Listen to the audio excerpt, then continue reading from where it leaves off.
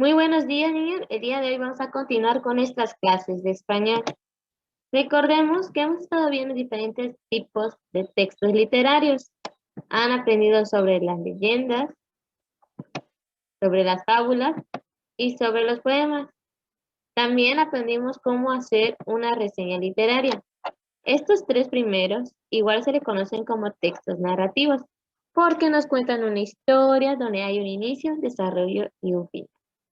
El día de hoy vamos a aprender un nuevo tema y es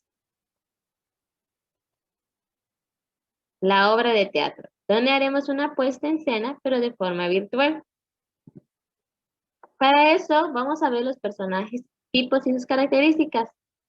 Vamos a ver lo que es la planeación, el guión teatral y la puesta en escena, que lo vamos a hacer de manera virtual.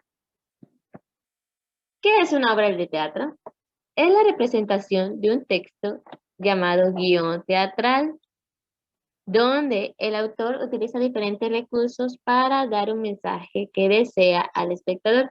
Es poner en escena una historia, un cuento, una leyenda, una fábula, una novela, en donde los actores que representan los diferentes personajes con su tono de voz, sus expresiones corporales, sus gestos, sus movimientos y demás, van representando la personalidad del personaje y van dándonos un mensaje. El día de hoy vamos a ver los personajes principales y secundarios. Los personajes tenemos que tener en cuenta que no hay ninguna historia que conozcamos, que hayamos leído, que hayamos escuchado que no tenga personajes. Vamos conociendo su historia y su forma de ser gracias a su forma de pensar, a su carácter y motivaciones.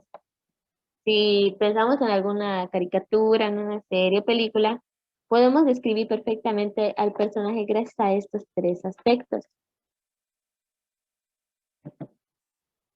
Esto lo sabemos no solo con lo que dicen, es decir, no solo con lo que van expresando, nos van comunicando, sino también cómo actúan ante las situaciones, si sienten miedo, si sienten alegría, si sienten odio a una situación, y eso lo podemos ver con sus expresiones, con su tono de voz, con la manera hasta en cómo se visten, los colores que nos muestran y demás.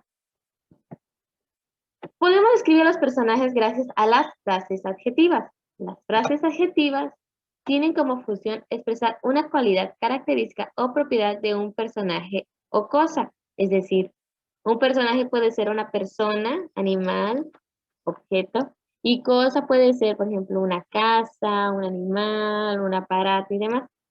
Las frases adjetivas están compuestas por un adverbio y un adjetivo. Aquí tenemos una serie de personajes, objetos que podemos ir describiendo. Por ejemplo, la reina más hermosa. Más representa el adverbio y hermosa el adjetivo.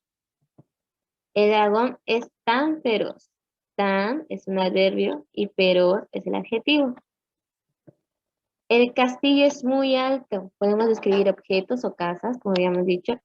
Muy es el adverbio y alto el adjetivo. Y por último, un mago tan sabio. Tan serio y sabio es el adjetivo. Existen dos tipos de personajes de manera global. Los principales, que también son llamados los protagonistas, es el personaje más importante de la historia. Es de donde se desenvuelve la historia, qué va sucediendo los sucesos, el que mayormente nos muestra cómo va creciendo y viendo las cosas. Después tenemos los personajes secundarios, que son los personajes que acompañan al personaje principal, apoyándolo, pueden haber antagonistas, pueden haber enemigos, monstruos, o personajes que solo aparecen en un periodo o en un momento, y todos estos van acompañando a los principales o protagonistas. ¿Qué aprendimos el día de hoy? Aprendimos lo que es una obra de teatro y vimos cómo los personajes se pueden describir gracias a las frases adjetivas. También reconocimos cuáles son los personajes principales y personajes secundarios.